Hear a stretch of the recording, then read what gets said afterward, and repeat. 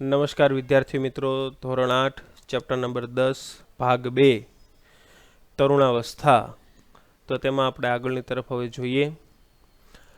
તો હવે આપણે એ મુદ્દો આવ્યો હતો કે શારીરિક આકારમાં બદલાવ કેમ આવે છે, એટલે કે ચેન્જ ઇન બોડી શેપ, તમારા શરીરના આકારમાં બદલાવ કેમ આવે છે. તો તમે નોંધ્યું હશે કે તમારા વર્ગની અંદર અભ્યાસ કરતા જે વિદ્યાર્થીઓ છે તેના ખભા અને છાતીનો જે ભાગ છે તે નીચલા ધોરણના અભ્યાસ કરતા વિદ્યાર્થીઓની સરખામણીમાં કેવો થઈ ગયો છે, પહોળો થઈ ગયો છે.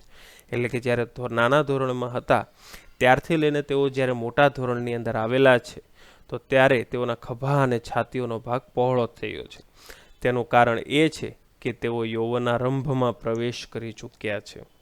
વૃદ્ધિને કારણે ખભાનો જે ભાગ જે છે તે ફેલાઈને એકદમ પહોળો થઈ જાય છે, જ્યારે છોકરીઓમાં કમરની નીચેનો જે ભાગ છે તે પહોળો થઈ જાય છે. વૃદ્ધિને કારણે છોકરાઓમાં શરીરના જે સ્નાયુ છે તેનો વિકાસ છોકરીઓના વિકાસની સરખામણીમાં વધુ થાય છે. વૃદ્ધિ જ્યારે થતી હોય છે ત્યારે છોકરાઓના શરીરના જે સ્નાયુઓ છે એનો વિકાસ છોકરીના શરીરના વિકાસની સરખામણીમાં થોડોક વધુ થતો હોય છે.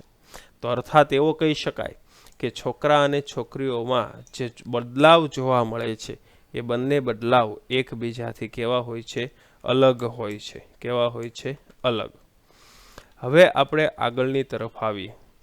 અવાજમાં બદલાવ.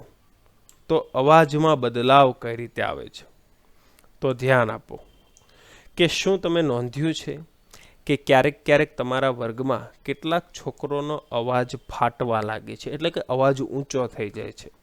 એનું કારણ શું છે, તો કે જ્યારે યૌવનારંભ કંઠની ગ્રંથિ, ગળાની જે ગ્રંથિ છે, વોઇસ બોક્સ આપણું જે છે, એટલે કે જેને આપણે સ્વરપેટીના નામે ઓળખીએ છીએ. શેના નામે ઓળખીએ છીએ? સ્વરપેટી. તેની વૃદ્ધિની શરૂઆત થાય છે અને છોકરાઓમાં સ્વરપેટીનો જ્યારે વિકાસ થાય છે ત્યારે એ વિકાસ થઈને અપેક્ષાકૃત મોટી, એટલે કે આપણને જેટલી અપેક્ષા હોય છે તે અપેક્ષા કરતાં મોટી થઈ જાય છે. અને છોકરામાં આ જે મોટી થયેલી જે સ્વરપેટી છે તે વિકાસ પામીને ગળાના ભાગની બહારની તરફ ઉપસી આવે છે. એટલે ગળાની બાજુમાં સેજ ઉપસાયેલો ઢોરો દેખાય છે, જેને આપણે કંઠમણી કહીએ છીએ. કંઠમણી એટલે એનો મતલબ થાય છે એડમ્સ એપલ થાય છે. શું થાય છે? Adam's Apple. જ્યારે છોકરીઓ જે છે તે છોકરીઓની જે સ્વરપેટી છે એ સ્વરપેટીનું કદ એકદમ નાનું હોય છે. તેને લીધે છોકરીઓમાં માંડ દેખાતી હોય છે, એટલે બહુ ઓછી દેખાતી હોય છે. સામાન્ય રીતે છોકરીઓનો અવાજ એકદમ ઊંચો હોય છે અને તીણો હોય છે, જ્યારે છોકરાઓનો જે અવાજ છે તે કેવો હોય છે? ભારે હોય છે. તરુણાવસ્થાના છોકરાઓમાં ક્યારેક ક્યારેક એવું જોવા મળે છે કે સ્વરપેટીના જે સ્નાયુ છે એ અનિયંત્રિત વૃદ્ધિ પામે. અનિયંત્રિત વૃદ્ધિ પામે એટલે વધારે વૃદ્ધિ પામે. અને જ્યારે વધારે વૃદ્ધિ પામે છે ત્યારે તેઓનો અવાજ એકદમ ઘોઘરો, જાડો થઈ જાય છે, ફાટવા લાગે છે. તો આ સ્થિતિમાં કેટલાક અઠવાડિયા કે કેટલાક દિવસો સુધી રહેતી હોય છે અને પછી સામાન્ય રીતે સારું થઈ જતું હોય છે. અહીંયા તમને આકૃતિમાં બતાવેલું છે છોકરાની કંઠનળીનો જે ભાગ છે એ સહેજ બહારની તરફ ઉપસી આવે છે અને બહારની તરફ ઉપસી આવતો ભાગ તમને આકૃતિમાં સ્પષ્ટ દેખાડ્યો છે. તો બુજોભાઈને કંઈક પ્રશ્ન થાય છે. બુજોભાઈને કંઈક એવો પ્રશ્ન થાય છે કે બુજોના અનેક સહપાઠી છે, એટલે કે એની સાથે ભણતા કેટલાક સ્ટુડન્ટો છે જેનો અવાજ ઘોઘરો છે. તો બુજો હવે જાણી ગયો છે કે તેનો આ અવાજ ઘોઘરો કેમ થયેલો છે. ચાલો હવે એના પછી આપણે જોઈએ પ્રસ્વેદ ગ્રંથિ અને તેલી ગ્રંથિની ક્રિયાશીલતામાં વધારો.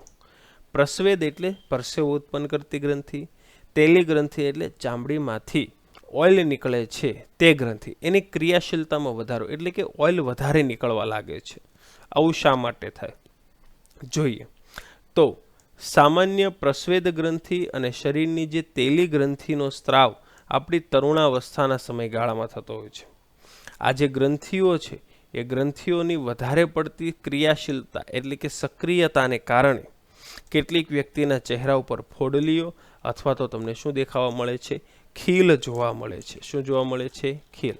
તો એનું કારણ પણ હવે તમને ખબર પડી ગઈ હશે કે શરીરની અંદર જે આ પ્રસ્વેદ ગ્રંથિ છે, તેલી ગ્રંથિ છે, અથવા મોઢાની અંદર આપણે લાળ ગ્રંથિ છે, આવી ઘણી બધી ગ્રંથિઓ છે. આ ગ્રંથિઓની અંદર નાની નાની નલિકા હોય છે. એટલે કે આ ગ્રંથિ પોતાનો સ્ત્રાવ નાની નાની વાહિનીઓ એટલે કે નળી દ્વારા કરતી હોય છે. અંતઃસ્ત્રાવી ગ્રંથિઓ જે છે એમાંથી અંતઃસ્ત્રાવ ઉત્પન્ન થતા હોય છે અને આ ઉત્પન્ન થતા અંતઃસ્ત્રાવ સીધા રુધિરની અંદર ભળી જતા હોય છે અને તેથી તેને નલિકા વિહીન ગ્રંથિ કહેવામાં આવે. શું કહેવામાં આવે છે? નલિકા વિહીન ગ્રંથિ. એના પછી આગળનો ભાગ આવે છે પ્રજનન અંગોનો વિકાસ, કે શરીરની અંદર પ્રજનન અંગોનો વિકાસ કઈ રીતે થયેલો હોય છે. ચલો જોઈએ. તો પ્રજનન અંગોનો વિકાસ શરીરમાં શા માટે થાય? તમે અગાઉના પ્રકરણમાં આકૃતિ 9.1 પુરુષનું પ્રજનન તંત્ર અને આકૃતિ 9.2 જેમાં બતાવેલું હતું સ્ત્રીનું પ્રજનન તંત્ર, એમાં તમે બંને માનવ પ્રજનન તંત્રનો અભ્યાસ કરેલો છે. હવે જ્યારે મનુષ્ય યૌવનારંભમાં દાખલ થાય એટલે કે એના નર પ્રજનન અંગ જેવા કે શુક્રપિંડ, શિશ્ન સંપૂર્ણ વિકસિત થઈ જાય છે. શુક્રપિંડમાંથી શુક્રકોષોનું ઉત્પાદન વધવા લાગે છે. જ્યારે છોકરીઓમાં અંડપિંડના કદમાં વધારો થાય છે એટલે કે અંડપિંડમાંથી અંડકોષો પરિપક્વ થવા લાગે છે. અંડપિંડમાંથી અંડકોષોનું મુક્ત થવાની શરૂઆત થાય છે. એના પછીનો મુદ્દો આવે છે માનસિક, બૌદ્ધિક તેમજ સંવેદાત્મક પરિપક્વતા થવી. શું? જે તરુણ છે, યૌવન છે, એ માનસિક રીતે, બૌદ્ધિક રીતે અને સંવેદનની રીતે પરિપક્વતા પ્રાપ્ત કરે છે. હવે કઈ રીતે પરિપક્વતા પ્રાપ્ત કરે છે તે જોઈએ. કે તરુણાવસ્થાનો જે વ્યક્તિ છે એની વિચારસરણીમાં થોડાક પરિવર્તન આવે છે. પરિવર્તનની અવસ્થા છે, વિચારોમાં બદલાવ આવે. પહેલાંની સાપેક્ષે કિશોર એટલે કે તરુણ, ટીનેજર્સ પોતાની જાતને થોડોક વધારે સ્વતંત્ર અનુભવે છે અને પોતાની તરફ વધારે સચેત રહે છે. પોતાની તરફ સચેત રહે એટલે પોતાની જાળવણી રાખવાનું તે શીખે છે. તેના બૌદ્ધિક વિકાસ એટલે માનસિક ક્ષમતામાં પણ વધારો થાય છે. તે કોઈ પણ બાબત વિશે વિચારવામાં થોડોક વધારે સમય લે છે. સારું અને શું સારું છે અને શું સારું નથી તે પણ તે પોતે સમજી શકે છે. વાસ્તવમાં કોઈ પણ વ્યક્તિના જીવનમાં આ એવો સમય છે કે તેના મગજના શીખવાની ક્ષમતા સર્વાધિક હોય છે.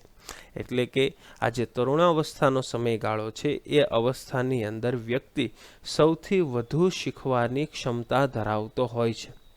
ક્યારેક તો એવું થાય છે કે તરુણ શારીરિક અને માનસિક બદલાવ પ્રત્યે અનુકૂળ થવા પ્રયત્ન કરે, કે એના શરીરની અંદર જે બદલાવ આવે છે, એના મનની અંદર બદલાવ આવે છે, એની સાથે એડજસ્ટમેન્ટ થવાનું પ્રયત્ન કરે.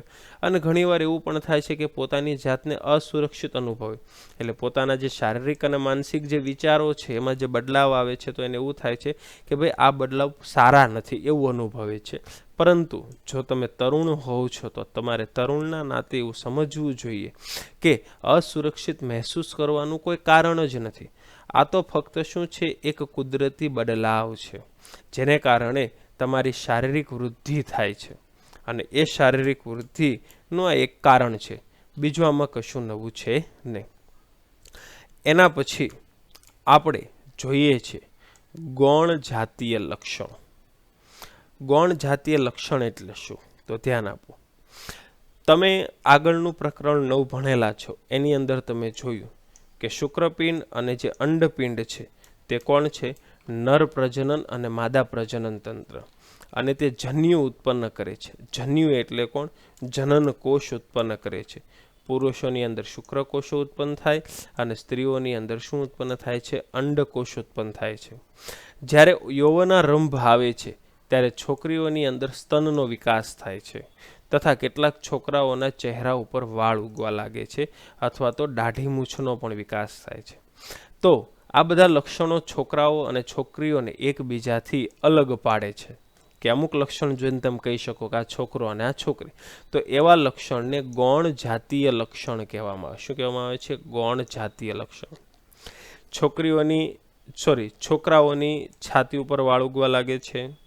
છોકરા અને છોકરી બંનેની બગલમાં વાળ ઉગવા લાગે તથા જાંઘની ઉપરનો વિસ્તાર એટલે એને પ્યુબિક વિસ્તાર કહેવામાં આવે, તેમાં પણ વાળ ઉગવાની શરૂઆત થાય છે.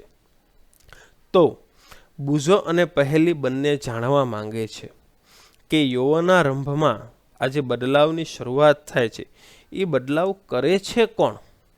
તો આપણે એના વિશે પણ જોઈએ કે આ બદલાવ કોણ લાવે છે. ચલો તેના વિશે જોઈએ. તો તરુણાવસ્થાની અંદર જે આ બદલાવ લાવે છે એ કોણ લાવે છે? અંતઃસ્ત્રાવ. અંતઃસ્ત્રાવને શું કહેવાય? હોર્મોન્સ કહેવાય. શરીરની અંદર અમુક પ્રકારના રસાયણો નીકળે છે ને એ રાસાયણિક પદાર્થને શું કહેવામાં આવે છે? અંતઃસ્ત્રાવ. અને આ અંતઃસ્ત્રાવ કોણ ઉત્પન્ન કરે છે? અંતઃસ્ત્રાવી ગ્રંથિઓ, અથવા એને અંતઃસ્ત્રાવી તંત્ર કહેવાય. તો અંતઃસ્ત્રાવી ગ્રંથિ અથવા અંતઃસ્ત્રાવી તંત્ર દ્વારા આ રસાયણો ઉત્પન્ન કરવામાં આવે છે. જ્યારે યૌવનારંભ થાય છે ત્યારે શુક્રપિંડ છે તે નરજાતિ અંતઃસ્ત્રાવ ઉત્પન્ન કરે, જેનું નામ છે ટેસ્ટોસ્ટેરોન. આ અંતઃસ્ત્રાવ છોકરામાં બદલાવનું કારણ છે, જેના વિશે આપણે હમણાં જ અભ્યાસ કર્યો. ઉદાહરણ તરીકે ચહેરા ઉપર વાળ ઉગવા લાગે છે, અવાજ ઘેરો થવા લાગે છે વગેરે. છોકરીઓની અંદર યૌવનારંભ કોણ શરૂઆત કરે છે? તો કે અંડપિંડની અંદર માદા અંતઃસ્ત્રાવ ઉત્પન્ન થાય, અને એ માદા અંતઃસ્ત્રાવનું નામ છે ઇસ્ટ્રોજન. અને ઇસ્ટ્રોજનનો વિકાસ, ઇસ્ટ્રોજન જે છે તેનો સ્ત્રાવ થાય એટલે સ્ત્રીઓ એટલે કે છોકરીઓનું સ્તન વિકસિત થાય છે. તેમાં દૂધના સ્ત્રાવ ઉત્પન્ન કરતી સ્તનની ગ્રંથિ વિકસિત થાય છે. આવી રીતે આ અંતઃસ્ત્રાવો જે છે તેનું ઉત્પાદન થાય છે, એટલે કે તેઓ શરીરનું નિયંત્રણ કરે છે. અને આ અંતઃસ્ત્રાવના ઉત્પાદનનું નિયંત્રણ મગજની ગ્રંથિ પિટ્યુટરી ગ્રંથિમાંથી થાય છે. શેમાંથી થાય છે? મગજની ગ્રંથિ પિટ્યુટરી ગ્રંથિમાંથી. આગળનો મુદ્દો, પ્રાજનનિક કાર્યોની શરૂઆત કરવામાં અંતઃસ્ત્રાવનો ફાળો. એટલે કે પ્રજનનની ક્રિયા કરવામાં અંતઃસ્ત્રાવનો ફાળો શું છે? ચલો જોઈએ. તો અંતઃસ્ત્રાવી જે ગ્રંથિઓ આવેલી છે એ અંતઃસ્ત્રાવી ગ્રંથિઓ અંતઃસ્ત્રાવ ઉત્પન્ન કરે છે, અને એ અંતઃસ્ત્રાવને સીધા રુધિરમાં ભેળવી દે છે, જેનાથી શરીરના વિશિષ્ટ ભાગ અથવા શરીરના ચોક્કસ લક્ષ્ય સ્થળ સુધી તે અંતઃસ્ત્રાવ પહોંચી શકે. તો અંતઃસ્ત્રાવને જે સ્થળે પહોંચવાનું છે તેને લક્ષ્યાંક સ્થળ કહેવાય. અને લક્ષ્યાંક સ્થળ સાથે અંતઃસ્ત્રાવ પ્રતિક્રિયા એટલે કે રાસાયણિક પ્રક્રિયા કરે. એટલે કે આપણા શરીરની અંદર આવી અનેક જગ્યાએ અંતઃસ્ત્રાવી ગ્રંથિઓ છે. આવી અનેક જગ્યાએ શું આવેલી છે? અંતઃસ્ત્રાવી ગ્રંથિઓ. અને આ જે અંતઃસ્ત્રાવી ગ્રંથિઓ છે એને નલિકા વિહીન ગ્રંથિઓ કહેવામાં આવે છે. એટલે કે તેઓ નલિકા વગરની ગ્રંથિઓ છે. શુક્રપિંડ તેમજ અંડપિંડ એક પ્રકારના જાતીય અંતઃસ્ત્રાવ છે, જેના વિશે તમે હમણાં જ અભ્યાસ કર્યો છે. આ અંતઃસ્ત્રાવો ગૌણ જાતીય લક્ષણો ઉત્પન્ન કરાવે છે. જાતીય અંતઃસ્ત્રાવો જે છે એ પિટ્યુટરી ગ્રંથિ દ્વારા ઉત્પન્ન થાય છે. એટલે કે પિટ્યુટરી ગ્રંથિ દ્વારા જે સ્ત્રાવ ઉત્પન્ન થાય છે એ સ્ત્રાવ દ્વારા આ અંતઃસ્ત્રાવોનું નિયંત્રણ થાય છે. પિટ્યુટરી ગ્રંથિ જે છે એ અનેક અંતઃસ્ત્રાવ ઉત્પન્ન કરે છે, અને એમાંથી એક અંતઃસ્ત્રાવ એવો છે કે જે અંડપિંડમાં અંડકોષ ઉત્પન્ન કરાવે છે અને શુક્રપિંડમાં શુક્રકોષ ઉત્પન્ન કરાવે છે, અને બંનેની પરિપક્વતાનું નિયંત્રણ કરે છે. એટલે કે સામાન્ય રીતે આ ક્રિયા કંઈક આવી રીતે થતી હોય છે કે સૌથી પહેલાં પિટ્યુટરી ગ્રંથિમાંથી કોઈ અંતઃસ્ત્રાવ ઉત્પન્ન થાય છે. એ અંતઃસ્ત્રાવ પછી પ્રજનન અંગો એટલે કે નર પુરુષની અંદર ટેસ્ટોસ્ટેરોન ઉત્પન્ન કરાવે અને માદા સ્ત્રીમાં ઇસ્ટ્રોજન ઉત્પન્ન કરાવે. પછી આ અંતઃસ્ત્રાવ રુધિરમાં મુક્ત થઈ જાય છે. પછી શરીરના વિભિન્ન ભાગો એટલે આપણે એને શું કહીએ છીએ? લક્ષ્યાંક સ્થળ કહીએ છીએ, ત્યાં સુધી પહોંચે છે. અને પછી યૌવનારંભ દરમિયાન એટલે કે યુવાનીની જ્યારે શરૂઆત થાય છે ત્યારે શરીરમાં જુદા જુદા પ્રકારના તે પરિવર્તનો આપતા હોય છે. તો પહેલી અને બુઝો હવે સમજી ગયા છે કે જ્યારે શરીરમાં યૌવનારંભ થાય છે ત્યારે વ્યક્તિ પોતાના પ્રજનનની અવધિ એટલે કે સમયગાળાની શરૂઆત કરે છે. વ્યક્તિ જ્યારે પ્રજનનની ક્ષમતા પ્રાપ્ત કરે છે ત્યારે એ જાણવા માંગે છે કે શું પ્રજનનની પદ્ધતિ સમયગાળો અવધિ એકવાર શરૂ થઈ ગયા પછી જીવન પર્યાપ્ત એટલે કે આખું જીવન ચાલુ રહે છે કે અમુક સમય પૂર્ણ થઈ જાય છે તે જાણવા માંગે છે. ચાલો તો હવે આપણે એના વિશે જોઈએ કે મનુષ્યમાં પ્રજનન કાળની અવધિ, મનુષ્યમાં પ્રજનન કાળનો સમયગાળો કેટલો છે તેના વિશે જોઈએ કે જ્યારે તરુણો એની અંદર શુક્રપિંડ અને અંડપિંડના જે જન્યુ છે, શુક્રપિંડનો જન્યુ શુક્રકોષ કહેવાય અને અંડપિંડનો જન્યુ અંડકોષ કહેવાય, એ ઉત્પન્ન કરે છે ત્યારે તે પ્રજનન માટે યોગ્ય થઈ જાય છે અને જન્યુઓની પરિપક્વતા તેમજ તેની ઉત્પાદન ક્ષમતા એ પુરુષોમાં સ્ત્રીઓની સરખામણીએ વધુ હોય છે. એટલે કે શુક્રકોષોનું ઉત્પાદન સ્ત્રીઓની સરખામણીમાં પુરુષોમાં વધારે થતું હોય છે. આનું કારણ શું છે? ચલો તો તેના વિશે જોઈએ કે સ્ત્રીઓમાં પ્રજનન અવસ્થાનો પ્રારંભ યૌવનારંભે થાય એટલે કે 10 થી 12 વર્ષની ઉંમરે થઈ જાય અને સામાન્ય રીતે આ સમયગાળો 45 થી 50 વર્ષની ઉંમર સુધી ચાલ્યા કરે. યૌવનારંભથી અંડકોષો પરિપક્વ થવા લાગે. અંડપિંડમાંથી એક અંડકોષ પરિપક્વ થાય અને 28 થી 30 દિવસના અંતરાલ પછી, અંતરાલ એટલે સમયગાળા પછી, એક વખત અંડપિંડમાંથી અંડકોષ ઉત્પન્ન થઈ ગયો પછી 28 થી 30 દિવસ સુધી બીજો અંડપિંડમાંથી અંડકોષ ઉત્પન્ન ના થાય. 28 ને પછી 30 દિવસ થઈ જાય પછી એમાંથી બીજો અંડકોષ ઉત્પન્ન થાય. જો આ સમયગાળાની અંદર ગર્ભાશયની જે દિવાલ છે તે જાડી થઈ જાય છે, જેનાથી આ જે અંડકોષ મુક્ત થયો છે તેનું ફલન થાય અને યુગ્મનજ એટલે ગર્ભને ગ્રહણ કરી શકે, જેના ફળ સ્વરૂપે ગર્ભધારણ થાય છે. જો અંડકોષનું ફલન ન થાય એવી પરિસ્થિતિ સર્જાય તો અંડકોષ તથા ગર્ભાશયનું મોટું સ્તર અને એની સાથે જે લોહીની નળી એટલે રુધિર વાહિનીઓ જે છે તે તૂટવા લાગે છે, જેનાથી સ્ત્રીઓની અંદર રક્તસ્ત્રાવ થાય છે. આ ક્રિયાને ઋતુસ્ત્રાવ અથવા રજોદર્શન કહેવામાં આવે છે. તો આ જે ઋતુસ્ત્રાવ જે છે એ 28 થી 30 દિવસના સમયગાળામાં એક જ વાર થાય છે. પહેલો ઋતુસ્ત્રાવ જ્યારે થાય ત્યારે એને શું કહેવામાં આવે? યૌવનારંભની શરૂઆત કહેવામાં આવે, જેને રજોદર્શનના નામથી પણ ઓળખવામાં આવે છે. લગભગ 45 થી 50 વર્ષની ઉંમર બાદ આ ઋતુસ્ત્રાવ બંધ થઈ જાય છે અને જ્યારે ઋતુસ્ત્રાવ બંધ થઈ જાય છે ત્યારે તેને રજો નિવૃત્તિ કહેવામાં આવે છે.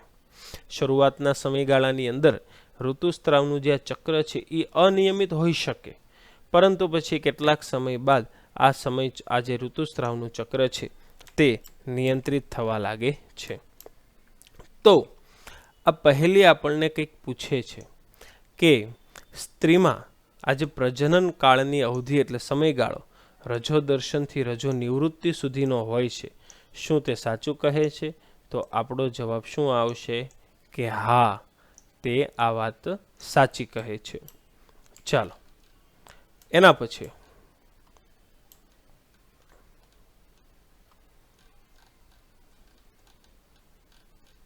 આગળ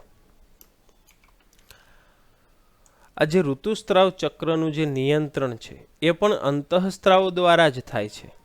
આ ચક્રની અંદર અંડકોષ પરિપક્વ થાય છે, અંડકોષ મુક્ત થાય છે. અંડકોષ મુક્ત થવાની ક્રિયાને અંડપાત કહે છે. ગર્ભાશયની દિવાલ જાડી થવી, શરીરની અંદર ફલન ન થવું, તેવી સ્થિતિમાં ગર્ભાશયની દિવાલ તૂટી જવી. જો અંડકોષનું ફલન થઈ જાય તો અંડકોષનું વિભાજન થાય અને એ વિભાજનથી ગર્ભાશયમાં ગર્ભનો વિકાસ થાય, જેનો તો અમે અભ્યાસ ધોરણ 9માં કરેલો હતો. તો વિદ્યાર્થી મિત્રો, આજનો આ લેક્ચર પૂરો થાય છે. તમારે સૌએ અહીંયા જે ચેપ્ટર ચાલેલો છે, જે ભાગ ચાલેલો છે, એને તમારે વિડીયોને કોમેન્ટ કરવાની છે અને સબસ્ક્રાઈબ તમારે ફરજિયાત કરી દેવાના છે. ચાલો તો જય શ્રી કૃષ્ણ આપણે બધા વિદ્યાર્થીઓને.